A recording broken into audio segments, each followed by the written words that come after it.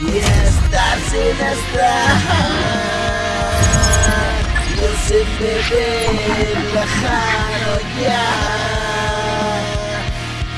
así se pasó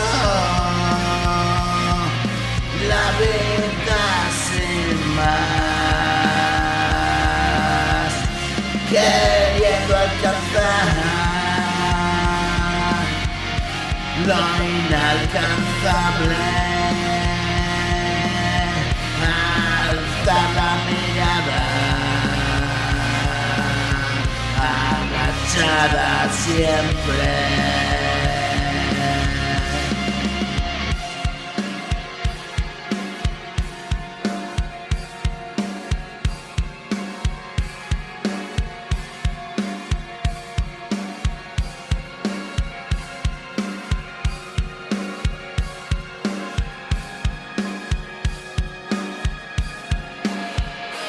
Y un triste paseo de regreso, donde nadie espera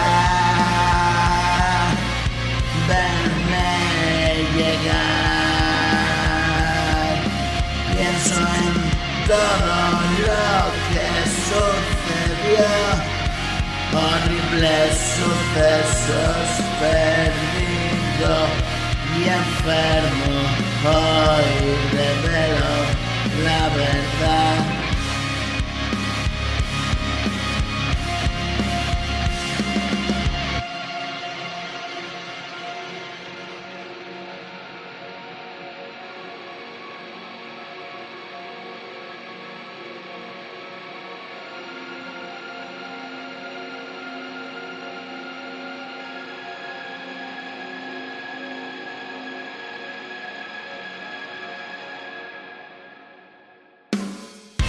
Y hacer las paces con el cielo, Dios, dejadme entrar y escuchar el eco del silencio hueco y esta habitación local hermético, absurda situación, parado ante la multitud que observa esta justa. Estoy dispuesto como nunca a oler tu ropa, fragancia de ti.